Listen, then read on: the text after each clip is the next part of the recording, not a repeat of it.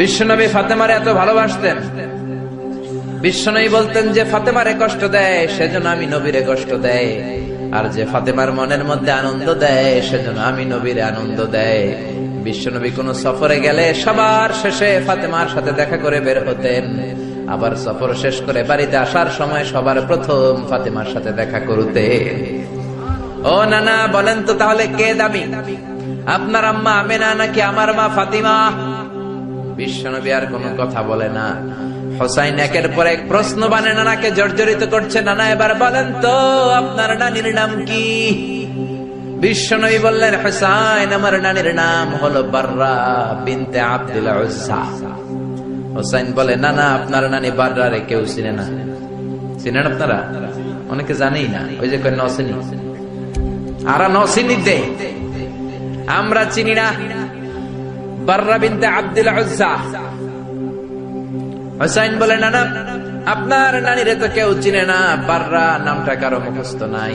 আমার নানির নাম আপনি জানেন নাকি? আমার নানির নাম হলো খাদিজাতুল কুবরা তাহেরা। একটা মহিলাকে আরশের উপর থেকে আল্লাহ সালাম জানিয়েছেন, ওই মহিলাটাই আমার নানি খাদিজা। বিশ্বনবী খাদিজারে এত ভালোবাসতেন।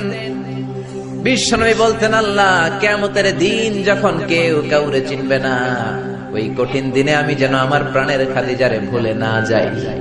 খাদিজা ইন্তেকালের পরে বিশ্বনবী নিজ হাতে দাফন কাফন করলেন, কবরের সামনে দাঁড়িয়ে দোয়া করলেন। দোয়ার পরে সব সাহাবীরা ঘরে ফিরে যায়।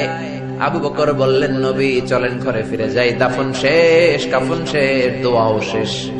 বিশ্বনবী বললেন, না আবু বকর আমি যাব না, তুমি যাও, আমি কবরের সামনে দাঁড়িয়ে থাকবো। যে মহিলাটাকে এই কবরের মধ্যে আমি শোয়ালাম রে আবু বকর, এই মহিলাটা সাধারণ কোন মহিলা নয়, আমার বিপদের দিনের সঙ্গিনী খাদিজা। মক্কায় এই মহিলাটাই আমার হাতে প্রথমে কালিমা পড়ে ইসলাম ধর্ম গ্রহণ করেছে। মক্কায় কেউ যখন আমারে সাহায্য করে নাই, তখন আমার খাদিজা আমারে ভুলে নাই। কেউ যখন আমার শেল্টার দেয় নাই, সাহায্য করে নাই, খাদিজা আমারে সাহায্য করেছে। মক্কার লোকেরা 3 বছর শিয়াবে আবি তালেবে আমার জেলের মধ্যে রেখেছিল। আমার কলিজার টুকরা বিবি খাদিজা ওই জেলখানার ভিতরে আমার সাথে ছিল। আবু বকর তোমার মনে চাই তুমি ঘরে ফিরে যাও, আমি এখানে দাঁড়িয়ে থাকবো। আমি দাঁড়িয়ে দাঁড়িয়ে খাদিজার কবরের 3টা প্রশ্নের জবাব আমি বিশ্বনবী নিজে দিয়ে তারপরে ঘরে ফিরে যাব রে আবু বকর। সাইয়েদনা জিবরাইল এসে বললেন, ইয়া রাসূলুল্লাহ, ইয়া হাবিবাল্লাহ, দাঁড়িয়ে থাকার দরকার নাই, আপনি ঘরে ফিরে যান।